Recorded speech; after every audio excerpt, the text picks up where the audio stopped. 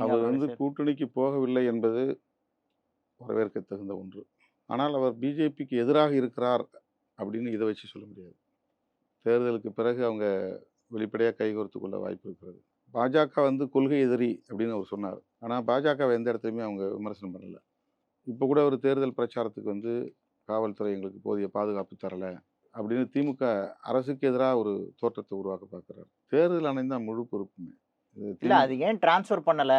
ஏன் வந்து இம்பார்ட்டன்ட் பியூரோகிராட்ஸையும், இம்பார்ட்டன்ட்டான அதான் போலீஸ் அது தேர்தல் அதிகாரியும் ஆணையம் தான். அதுக்கு திமுக பொறுப்பே கிடையாது. ம், ம், அதிகாரிகள மாற்றம் செய்யறதா இருந்தாலும் சரி, அனுமதி குடுக்கறதா இருந்தாலும் சரி, பாதுகாப்பு குடுக்கறதா இருந்தாலும் சரி, 100 விழுக்காடு அது தேர்தல் ஆணையத்தின் கையில தான் இருக்கு. ம், அதுல வந்து முதலமைச்சரோ அல்லது அமைச்சர்களோ இப்ப வந்து அவங்க வந்து ஒரு காபந்து சர்க்கார் மாதிரி தான் இப்போ. ம், ஒரு தற்காலிகமான இடைக்கால அரசுங்கிற மாரி தான். அவங்களுக்கு இப்ப எந்த அதிகாரமும் கிடையாது.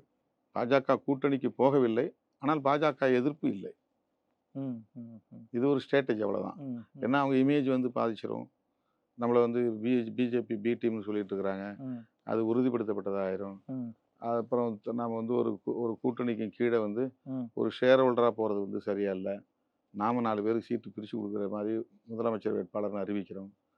அப்ப நம்ம முதலமைச்சர் வேட்பாளர்ன்னு அறிவிச்சுட்டு, எடப்பாடி அவர்கள முதலமைச்சர் வேட்பாளரா ஏத்துக்கிட்டு, அவங்க குடுக்குற சீட்ட அவர் போய் வாங்கி நின்னாருன்னா, இவரு எந்த நோக்கத்துக்காக கட்சி தொடங்குனாரோ அது டைல்யூட் ஆயிரும். ம், ம், ம். அதனால வந்து அந்த இமேஜ தக்க வச்சுக்கிறதுக்காக அவர் பிஜேபியோட போகல. அவ்வளவுதான். ஆனா, அதுக்காக அவர் பிஜேபிய எதிர்க்கிறார் அப்படின்னு சொல்ல முடியாது.